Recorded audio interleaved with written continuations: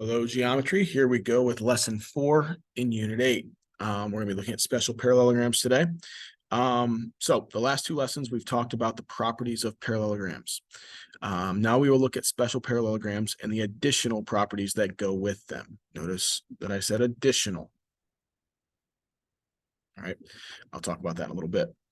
All right, so the special parallelograms, just a reminder from the first lesson, are rhombuses, rectangles, and squares. Just a reminder of what they are.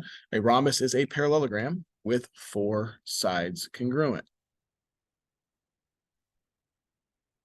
A rectangle is a parallelogram with 4 right angles.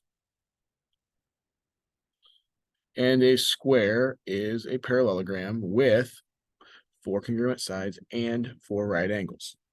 All right, so those are your special parallelograms. Those are the ones we're going to be looking at today, namely rhombus and rectangle. All right, so additional properties of a rhombus. There's 2 of them, but I want you to see additional, meaning all of the properties that we talked about in the last 2 lessons still apply to rhombuses. Opposite angles are congruent. Opposite sides are congruent. Opposite sides are parallel. Those are all parallelogram properties, but because a rhombus is a parallelogram, they also have those properties. These are additional, and they only work for rhombuses. So the first one is each diagonal of a rhombus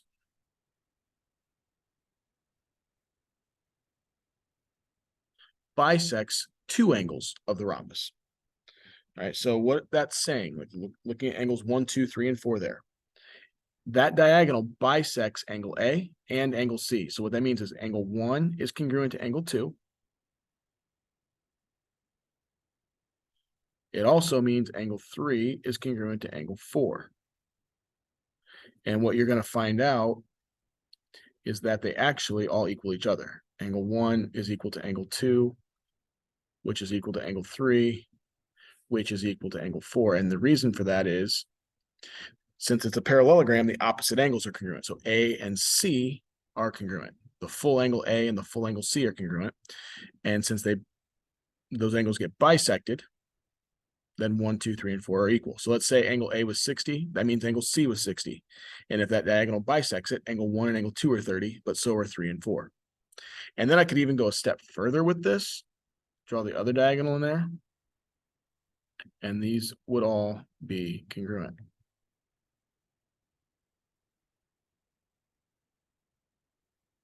Okay. So that's the first property. The second property is the diagonals of a rhombus are perpendicular.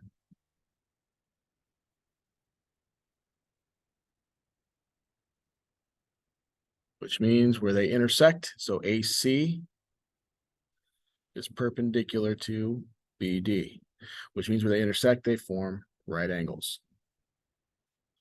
All right, and that makes 4, and I could prove that those are 4 congruent right triangles. And that'll come into play with some of the problems in this lesson. All right. So those are the additional properties of a rhombus. Now we're going to look at the additional property, single property of a rectangle. The diagonals of a rectangle are congruent. So in a rhombus, the diagonals are not necessarily congruent, but they are perpendicular. In a rectangle, they're not perpendicular, but they are congruent. So I'm telling you that FEDG is a rectangle, and I'm telling you that FD is 5x minus 3, and GE is 3x plus 9. So I know, since it's a rectangle, that FD is congruent to GE. And because of that, I can make my equation 5x minus 3 equals 3x plus 9. So I can solve that. I get 2x equals 12 and x equals 6. And then it says, what's the length of GE? Plug it in. 3 times 6 is 18, plus 9 is 27.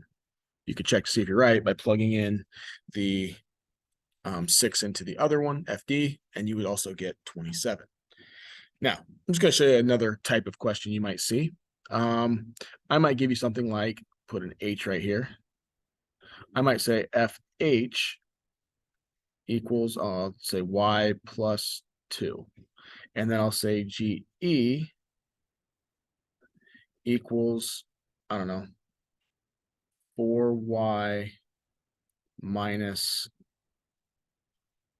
14.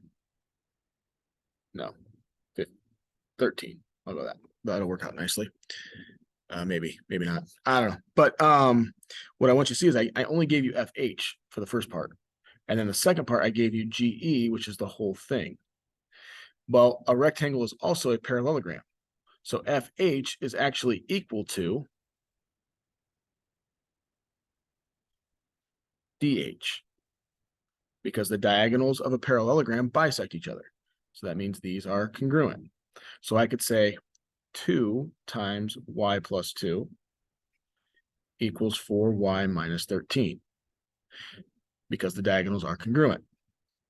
But I had to use a little bit of the old properties to get to that point. So you could solve that from there. I don't think it actually does work out nicely.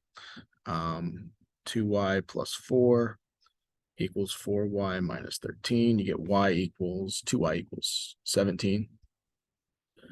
You get y equals, what is that, 8.5. Okay, so that's another type of question I could ask. You have to put together stuff that we've learned in all these lessons to come up with the solutions, okay? The converse or converses of the additional properties. And there's some wording things that I want to point out. If one diagonal of a parallelogram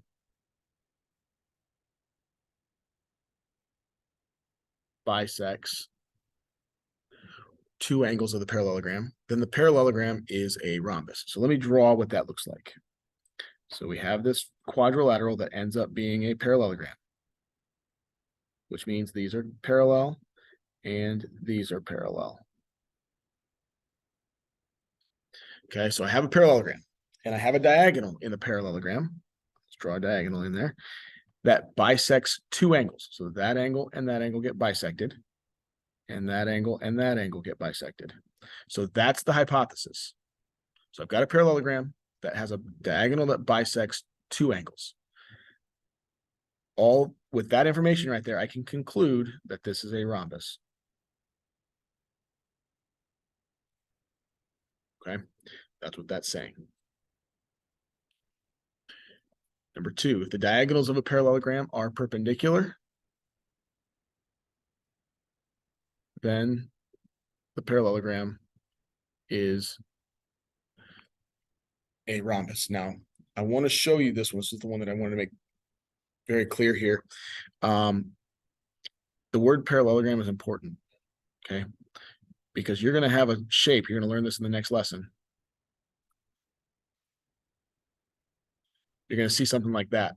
And you're just going to say, oh, it's a rhombus because the diagonals are perpendicular. This is not the case.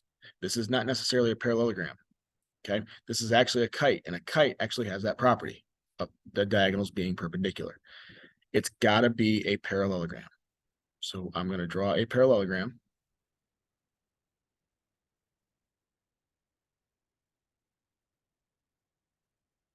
I'm going to draw both diagonals.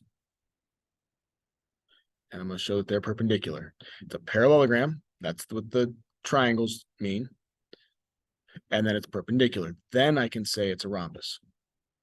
But without them being perpendicular, or without them being parallel on opposite sides, I cannot say that it's a rhombus because there's another shape that has perpendicular diagonals. Okay. I know that's a little confusing. Third one, if the diagonals of a parallelogram are congruent, then the parallelogram is a rectangle. So again, no indication that this is a rectangle because there's no right angles. But I have a parallelogram for sure because these are parallel sides. And I'm saying that AC, giving you the AC is congruent to BD. My conclusion then would be rectangle. And that's what the converses are showing. And I know I already pointed this out, but I want to make sure you see this. All three of these converses, we are given or start with a parallelogram.